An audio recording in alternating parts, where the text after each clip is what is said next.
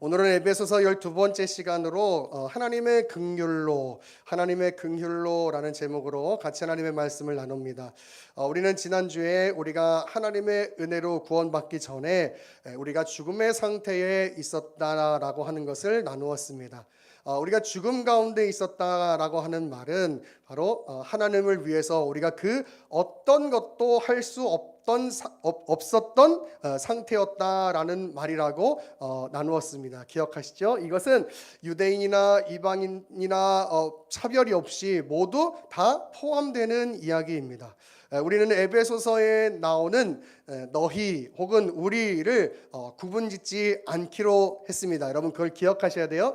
당연히 문맥적으로는 유대인에 관한 이야기, 이방인에 관한 이야기로 나눠져 있을지 모르겠지만 우리는 모든 사람을 향한 그 하나님의 구원에 관한 이야기를 나누고 있기 때문에 특별히 너희, 우리 이런 것들로 이방인과 유대인을 구분해서 생각하지는 않기로 했다라는 것을 먼저 말씀드리고, 모든 사람은 다 하나님 앞에서 죄인이기 때문에 그런 의미에서 우리는 하나님의 은혜를 받기 전에는 하나님을 위해서 그 어떤 것도 할 수 없었던 상태에 있었다. 여러분 이것이 먼저 인정되어야지만이 그래야 오늘 우리가 받은 이 은혜가 얼마나 큰 것인가 하는 것을 여러분 깨닫게 되는 것입니다. 우리의 현재의 시간 안에서도 하나님의 은혜가 우리에게 주어지고 있지 않는다면 우리는 하나님을 위해서 아무것도 할 수 없는 존재다라는 것을 또한 지금 이 시간에서도 우리는 인정할 수 있게 되는 그 첫 출발점이 어디냐면 바로 우리가 죽은 존재였다라고 하는 거예요. 하나님의 은혜가 없으면 죽은 존재였다. 여러분 간혹 신앙생활을 하다 보면 우리의 마음 가운데 이런 마음이 들 때가 있어요. 마치 내가 하나님을 위해서 무언가를 하고 있다라고 하는 생각, 그런 자만심과 교만에 빠지게 되는 경우가 있을 수 있습니다. 여러분 그런데 성경의 가르침은 무엇이냐면 우리가 하나님의 은혜가 아니면 절대로 하나님을 위해서 살아갈 수 없는 존재다라는 것이 여러분 성경의 가르침이에요. 여러분 이것을 먼저 인정해야 합니다. 여러분 이것을 먼저 인정하지 않는다면 절대로 하나님의 은혜를 은혜답게 받아들일 수 없습니다. 그리고 이것을 인정하지 않으면 절대로 하나님을 깊이 만날 수가 없어요. 여러분 베드로가 처음에 예수님 만나고 처음 했던 얘기가 뭔지 아세요? 주님 나는 죄인으로소이다 나를 떠나소서라고 고백하는. 여러분 하나님 앞에 진정으로 서는 사람들은 어떤 마음이 먼저 있게 되냐면 나는 하나님 앞에 너무나도 부족한 죄인이다 라는 것을 고백하게 됩니다. 왜? 이 허물과 죄로 죽었던 그 존재라는 것을 철저히 깨닫게 되기 때문이에요. 하나님을 만나고 나면 그것을 철저하게 깨닫게 되기 때문입니다. 여러분 그래서 예수 그리스도를 믿는 사람들은 다른 사람들을 향해서 손가락질하거나 다른 사람들을 향해서 우리의 비판의 의식 혹은 나는 다른 사람보다 낫지라고 하는 우월 의식을 절대 가지지 않습니다. 오히려 다른 사람을 뭐라고 하기 이전에 내가 하나님 앞에 죄인입니다라고 고백하는 그 고백이 먼저가 됩니다. 항상 먼저가 돼요. 내 마음 안에 어떤 교만함과 자만심이 있고 하나님을 위해서 내가 무언가를 하고 있다라고 생각하는 마음이 있다면 먼저 우리 가운데 무엇을 해야 하냐면 바로 하나님 앞에 회개해야 합니다. 그리고 이렇게 기도해야 해요. 하나님 나를 다시 한번 만나 주옵소서. 내가 하나님 앞에 정말 진정한으로 내가 허물과 죄로 죽었던 자라는 사실을 다시 한번 깊이 깨닫게 하여 주옵소서라고 회개 기도해야 합니다. 여러분 이 마음이 먼저 있어야 교회가 아름답고 이 마음이 먼저 있어야 교회가 분열이 없고 하나 될 수 있는 것이며 이 마음이 먼저 있어야 우리 안에 이 꿈틀꿈틀 올라오는 그 욕망과 욕심을 제어할 수 있는 거예요. 바라기는 우리 지난주 말씀을 한번 기억하면서 내가 하나님 앞에 죽었던 자였다. 하나님의 은혜가 있기 전에는 나는 죽었던 자였다라고 하는 그 사실을 먼저 인정할 수 있는 우리의 신앙이 될 수 있기를 간절히 축원합니다.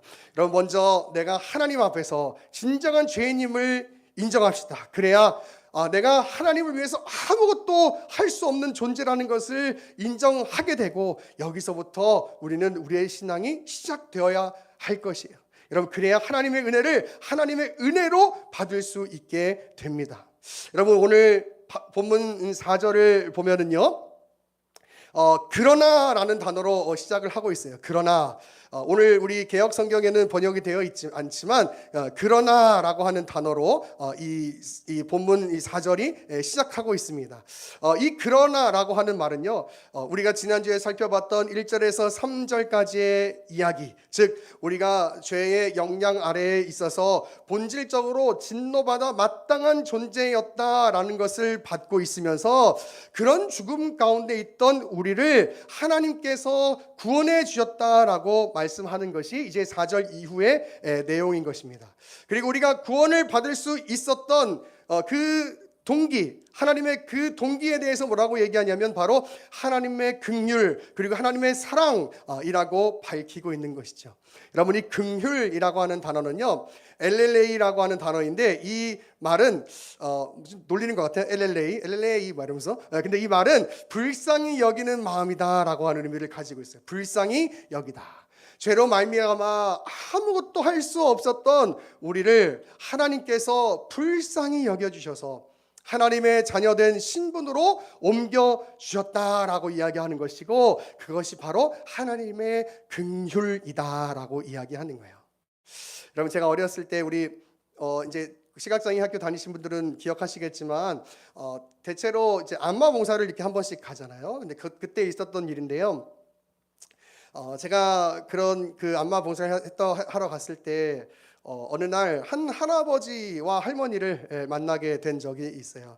근데 그 할아버지는 굉장히 건강히 지내셨던 분이셨거든요. 그런데 연세가 들어가시면서 이제 풍이 오시기 시작하면서 전신에 이제 마비가 오시게 된 거예요. 그래서 정말 아무것도 할 수 없는 상태에 계신 거예요. 아무것도 할 수 없는 상태. 그 옆에 계신 그 할머님은 어떻게든 그 할아버지가 조금이라도, 남편이죠, 남편, 조금이라도 좀 나았으면 좋겠다라고 하는 그런 마음으로 이 안마 그 봉사를 신청하셨다라고 하는 말을 들었어요. 그 할머니가 이제 그렇게 말씀하시는 거예요.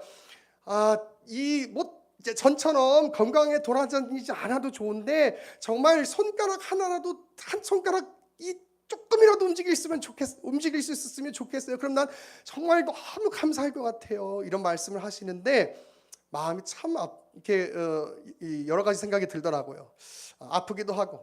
그 할머니께서 하시는 말씀을 들으면서 한편으로는 참 대단한 사랑이다라는 생각을 가지면서도 참 마음이 아프고 짠했던 그런 기억이 있어요. 그러면서 제가 그 할아버지를 이렇게 안마를 해드리면서 하나님 앞에 속으로 기도하면서 안마했어요. 하나님, 제가 진짜 이렇게 이 할아버지 할머니의 이 사연을 들으면서 저도 마음이 너무 가고 마음이 너무 아픈데 제 안마를 통해서 우리 이 할아버지가 정말 조금이라도 움직이셔서 이 할머니가 참 기뻐하실 수 있는 모습을 볼 수 있었으면 좋겠어요라는 마음으로 이렇게 안마를 하고 돌아왔던 그 기억이 있거든요.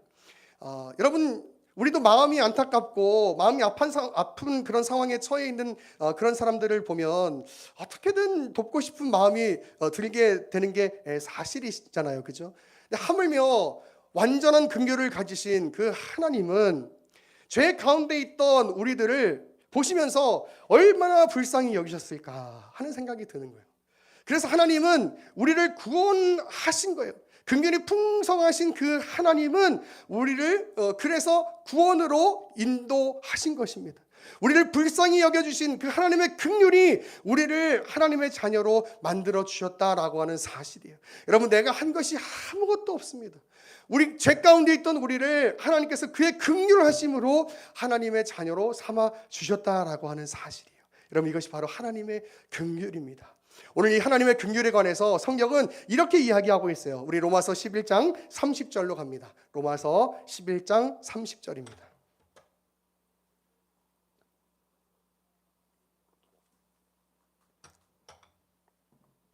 로마서 11장 30절입니다. 제가 봉독할게요.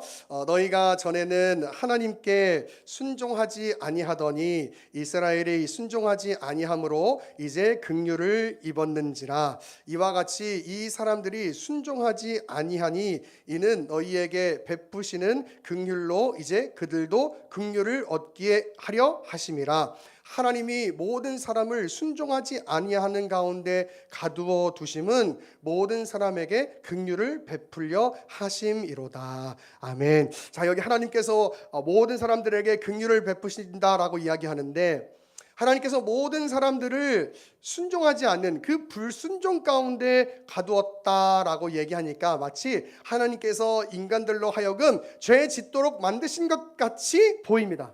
하지만 이 말은요, 죄 가운데 있던 인간을 하나님이 긍휼히 여겨주셨다라고 하는 말이에요. 여러분, 하나님은 절대로 인간을 죄 짓도록 만드시는 분이 아닙니다. 여러분, 죄를 짓는 것은 오로지 인간의 악한 본성 때문인 거예요. 그렇기 때문에 하나님이 인간을 죄 짓도록 만들었다고 이야기하는 것이 아니라, 우리가 이미 성경 공부에서도 여러 차례 이런 여러 가지 토론과 논쟁 가운데서 이야기했지만, 중요한 것은 하나님께서 인간을 죄 짓도록 만드신 것이 아니고 하나님같이 완전한 그 선 가운데 인간이 거할 수 있는 그 완전함에 이르지 않은 그 피조물을 이기 때문에 인간은 죄를 짓게 된 것이고, 그 죄의 책임은 그래서 하나님께 있는 것이 아니라 인간에게 있는 것이에요. 그래서 그 죄의 책임을 완전히 없애주시게 하기 위해서 죄 가운데 있던 인간들을 하나님께서 긍휼히 여겨주셨다라고 하는 말이 바로 로마서 오늘 1장 32절의 이야기라는 사실이죠. 여러분, 절대로 하나님은 인간을 죄의 책임 가운데 살아가도록 놔두시는 분이 아니십니다. 하나님은 긍휼이 풍성하시기 때문에 그분은 인간을 구원하셔야만 했던 분이세요. 구원하셔야만 했던 분. 여러분, 이 단어, 이 어휘를 여러분 잘 기억해 두세요. 구원하셔야만 했던 하나님이, 왜? 본성적으로 긍휼이 풍성하신 하나님이기 때문이에요. 여러분, 인간은 죄 가운데 있으면서 아무것도 할 수 없는, 정말 그 선을 위해서, 참된 생명을 위해서 아무것도 할 수 없는 존재였는데, 그 가운데 그대로 그 삶을 살고 나면 그 인간들에게 남는 것은 영원한 죽음밖에 없는 거예요. 영원한 죽음밖에 없는 거예요. 그런데 하나님은 그런 인간들을 불쌍히 여겨주셔서 영원한 생명으로 옮겨주셨다라고 하는 사실이죠. 여러분, 이것이 바로 하나님의 긍휼입니다. 오늘 우리가 이 자리 가운데 있는 것이 바로 하나님의 불쌍히 여겨주심, 하나님의 긍휼 때문임을 기억하고 하나님 앞에 우리의 믿음을 드리며 감사할 수 있는 삶을 살아가는 저와 여러분 다 될 수 있기를 간절히 축원합니다. 여러분, 두 번째로는요, 하나님이 그분의 그 큰 사랑을 동기로 하여서 우리를 구원하셨다라고 말하고 있어요. 여러분, 성경은 이렇게 이야기합니다. 우리 요한일서 4장 9절로 갑니다. 요한일서 4장.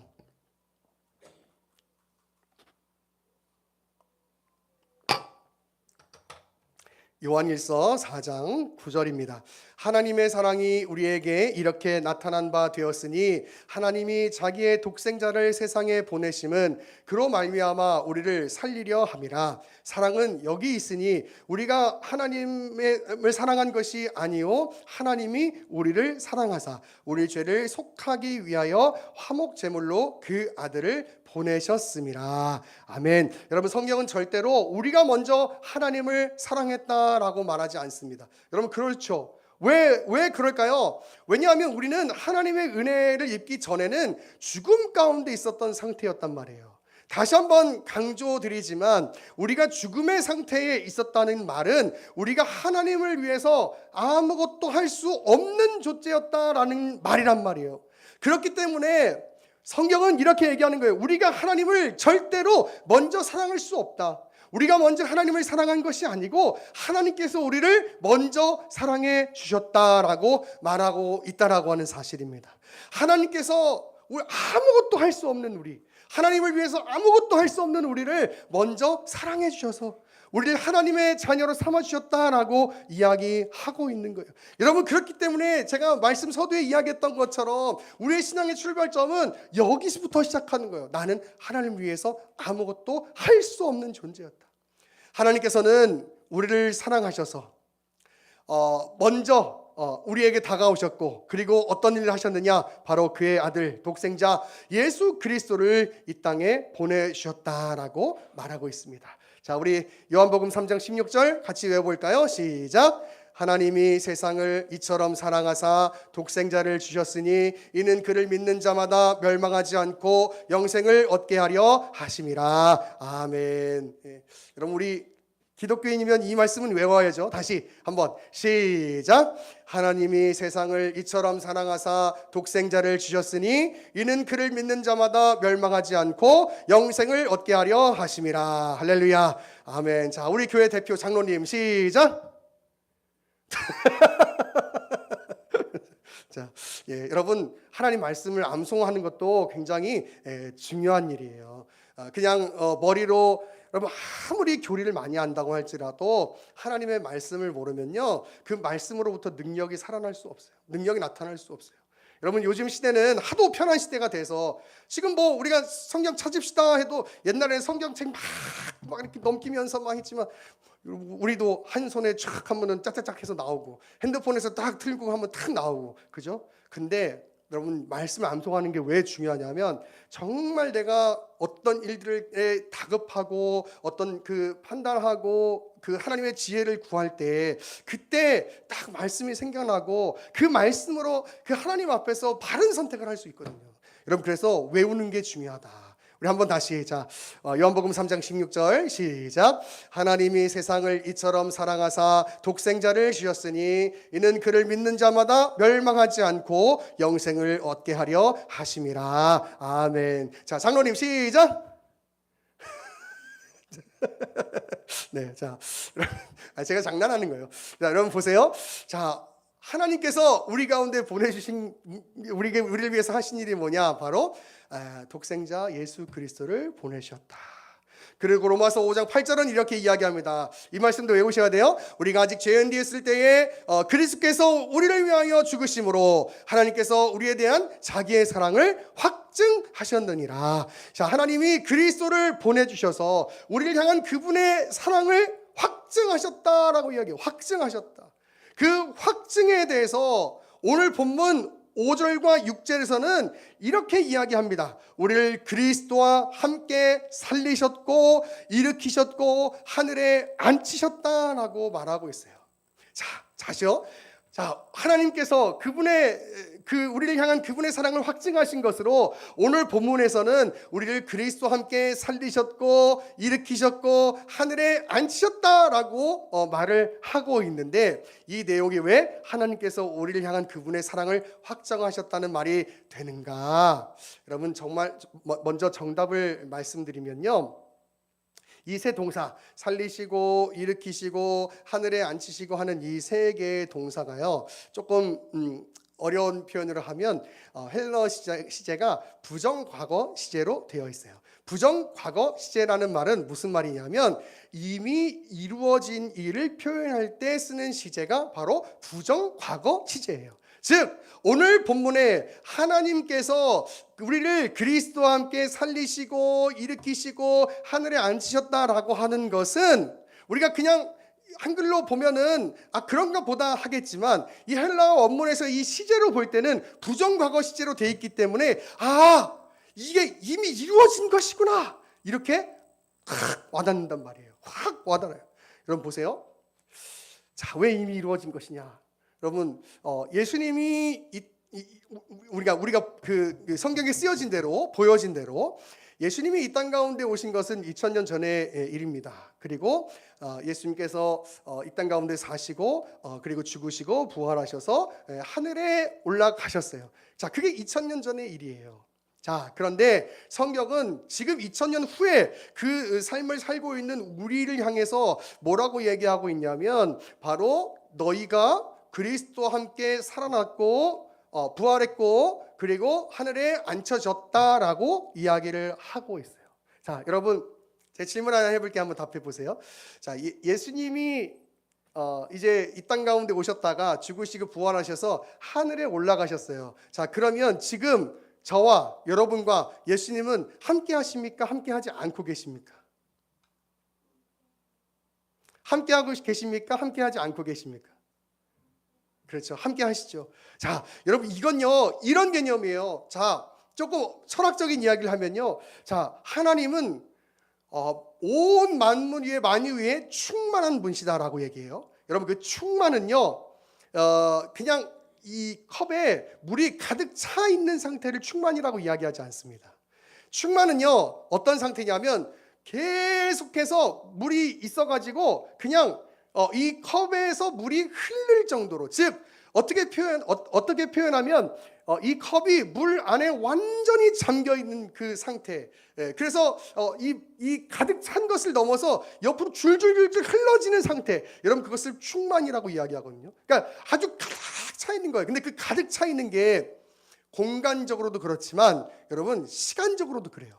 그래서 예수님이 이 땅 가운데 만유 위에 충만하다라고 이야기할 때는 여러분 2000년 지금 2026년에도 그리고 그냥 26년에도 그리고 하나님이 아담을 창조하시는 그 시간에도 그리고 그 전의 시간에도 하나님이신 예수님은 공간과 시간으로 충만한 분이세요. 그 하나님이 오늘 우리와 함께 한다라고 하는 이야기는 우리는 우리의 시간 안에서 이미 갇혀 있는 그 사고 때문에 마치 예수님이 이 땅 가운데 오셨고 죽으셨고 부활하시고 하늘에 오르셨던 것이 저 먼 시간 같지만 그것이 오늘 저와 여러분의 지금의 시간이라고 얘기하고 있는 거예요. 지금의 시간. 그렇기 때문에 하나님이 지금 우리와 함께 한다라고 하는 이야기는 결국 무슨 얘기를 하고 있냐면 이미 창세 전에 세워진 그 영원한 그 하나님의 시간 안에서 세워진 그 구원 계획 또한 이 온 시간 안에 온 공간 안에 충만하기 때문에 이미 우리 가운데 이루어진 것이다 라고 성경이 이야기를 하고 있다라는 이야기예요. 할렐루야. 여러분 그래서 하나님이 함께 하신다는 것, 예수님께서 우리와 함께 하셔서 하나님께서 그와 함께 우리를 살리시고 일으키시고 하늘에 앉히셨다라고 하는 것은 이미 이루어진 사건이야. 이미 이루어진 사건이야. 그걸 뭐라고 표현하고 있다고요? 부정과거 시제로 표현하고 있다고요. 여러분 그래서 우리는 우리의 구원에 대해서 절대로 의심할 이유가 없습니다. 적어도 하나님 편에서의 그 주어진 약속은 절대로 의심할 필요가 없어요. 왜? 하나님은 시간과 공간 안에 세대 안에 충만히 거하는 분이시기 때문이라는 사실이에요. 할렐루야. 여러분 그렇기 때문에 우리 그 하나님을 믿을 때 우리 안에 평안과 안정이 생겨나게 되는 것이에요. 여러분 우리의 구원이 이미 이루어져 있다라고 성경이 이야기합니다. 여러분 우리의 구원이 이미 이루어져 있다라고 성경이 이야기를 해요. 그것은 하나님께서 창세전에 그 주님의 그 영원한 시간 안에서 이미 이루어진 일로 우리 가운데 주어졌기 때문이라고 이야기하는 것입니다. 여러분 이 사실을 믿음으로 고백할 수 있기를 바랍니다. 그리고 그 하나님의 그 충만하심을 기억하면서 더욱더 하나님의 은혜에 감사할 수 있는 저 여러분 될 수 있기를 간절히 축원합니다. 여러분 여기서 우리는 한 가지 더 우리의 구원이 이미 이루어진 것에 대해서 살펴볼 것이 있는데요. 그것은 바로 우리가 살아남을 얻고 일으키심을 얻고 하늘에 앉히심을 얻는 그 모든 것이 그리스도 안에서 이루어졌다라고 하는 사실이에요. 그리스도 안에서. 우리가 그리스도와 함께 연합되었다라고 하는 말을 하잖아요. 에베소서 1장 마지막 부분에서는 이렇게 표현하죠. 우리가 그리스도의 몸이고 그리고 교회의 머리는 누구예요? 그리스도예요. 그리스도. 자, 그걸 우리는 뭐라고 얘기하냐면 우리가 그리스도와 연합된 존재다 이렇게 얘기하거든요. 자, 머리가 몸을 버리고 어디 갈 수 있어요? 갈 수 없어요. 자, 에베소서에서는 지금 하나됨에서 이야기할 때 뭐 이방인과 유대인의 하나됨, 또 교회 안에서의 하나됨, 뭐 여러 가지를 이야기하지만 그 이전에 우리의 그 구원에 대해서 이야기할 때 그 하나됨을 이야기하는데 그 하나됨을 어떻게 표현하고 있냐면 우리와 그리스도가 딱 붙어 있다. 하나 되었다. 그리스도가 우리의 머리고 우리가 그리스도의 몸으로 딱 붙었다라고 표현을 해요. 그게 에베소 1장 마지막 부분의 이야기거든요. 그리고 그것이 하나님의 사랑과 긍휼로 이미 이루어진 것이다라고 이야기하는 것은 바로 갑자기 예수님이 마음에 안 들어가지고 머린 우리 몸을 그의 몸인 우리를 버려두고 머리만 둥둥 떠가지고 어디를 가는 그럴 수는 없다는 얘기를 하고 있는 거예요, 여러분.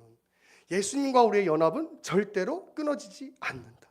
우리 인간에서 마치 몸과 머리가 분리될 수 없듯 예수님과의 우리의 연합은 절대로 분리될 수 없다. 할렐루야. 그렇기 때문에 우리의 구원이 이미 이루어진 것이다 라고 성경이 이야기를 하고 있다, 그 말이에요. 여러분, 자, 에베소 1장 앞에 가서 보세요. 자, 에베소 1장 19절 봅니다. 에베소 1장 19절.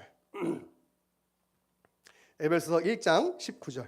자, 여기 보면 그의 힘의 위력으로 역사하심을 따라 믿는 우리에게 베푸신 능력의 지극히 크심이 어떠한 것을 너희로 알게 하시기를 원하노라 할 때, 자, 하나님께서 우리 성도들에게 베풀어 주신 그 능력의 지극히 큰 것이 뭐라고 그랬어요? 자, 성도들에게 베풀어 주신 하나님의 그 베풀어 주신 능력의 지극히 크신 것이 뭐라 그랬어요? 자, 뒤에를 보세요. 뭐라 그랬어요? 여러분, 그래서 말씀을 기억을 잘해야 되는 거예요.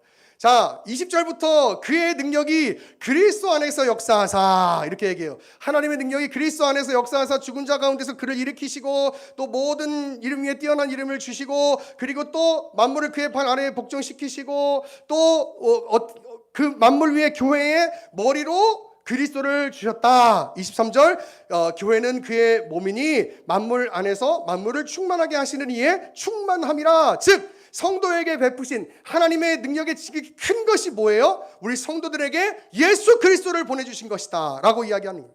예수 그리스도를 보내주심으로 말미암아 우리의 구원이 이미 이루어진 것에 대해서 설명하고 있고, 그 예수 그리스도와 너희가 연합이 되어서 딱 붙어 있어가지고 절대로 하나님께서 우리를 향하신 그 사랑은 절대로 끊어지지 않을 것이다 라고 이야기하는 것이 바로 오늘 이 에베소서의 이야기라고 하는 것이죠. 여러분, 그래서 이 로마서에서 가서 보면 이런 말씀이 있어요. 로마서 8장 38절, 내가 확신하노니 사망이나 생명이나 천사들이나 권세자들이나 현재일이나 장래일이나 능력이나 높음이나 깊음이나 다른 어떤 피조물이라도 우리를 우리 주 그리스도 예수 안에 있는 하나님의 사랑에서 끊을 수 없으리라. 할렐루야. 여러분, 이것이 바로 하나님의 놀라우신 사랑이라는 거예요. 여러분, 우리의 구원이 이미 이루어졌다. 그것을 오늘 말씀의 본문으로는 바로 하나님의 긍휼과 사랑으로 그 구원이 이미 이루어졌다라고 말씀을 하고 있습니다. 여러분, 절대 하나님의 변함없고 실수하지 않으시는 그 성품은 절대 우리를 내버려 두지 않으십니다. 그리스도와 연합된 존재로 만드신 우리를 절대로 포기하지 않으십니다. 그 하나님의 놀라우신 구원이 저와 여러분에게 이미 이루어져 있던 사실임을 기억하고 하나님 앞에 감사하실 수 있는 여러분 될 수 있기를 간절히 축원합니다. 말씀을 정리합니다. 하나님은 죽음 가운데 있는 우리를 그냥 두고 보시지 않으셨습니다. 우리를 불쌍히 여기셔서 그리스도를 이 땅에 보내주셨고, 그 그리스도와의 연합을 통해서 우리 또한 하나님의 영광에 이르도록 하나님께서 만들어 주셨습니다. 그리고 이 긍휼은 절대로 변함이 없습니다. 우리를 향하신 그 하나님의 사랑은 절대로 변함이 없습니다. 그렇기 때문에 우리는 절대로 우리의 구원을 의심할 필요가 없습니다. 우리와 함께 하신 하나님을 절대로 의심할 필요가 없습니다. 우리는 우리의 형편과 우리의 상황을 믿는 것이 아니고 언제나 변함없으신 그 하나님을 신뢰해야 합니다. 이 하나님의 긍휼하심을 기억하면서 지금 우리의 존재, 우리의 그 형편, 상황에 함께 하시는 그 하나님을 감사하고, 또 그렇게 우리를 하나님의 나라로 이끄실 하나님께 감사하며 하나님의 나라를 소망하며 주를 위하여 열심히 주의 영광을 위해 살아갈 수 있는 그런 저 여러분 될 수 있기를 간절히 축원합니다. 아멘.